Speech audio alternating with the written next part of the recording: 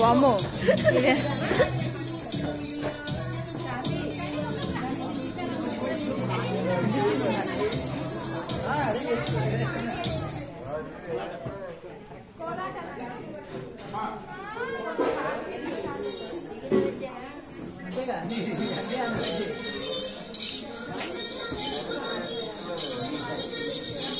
అబ్బాయిలు కింద దిగండి, ఓన్లీ గర్ల్స్ ఉండండి, బాయ్స్ కింద దిగండి.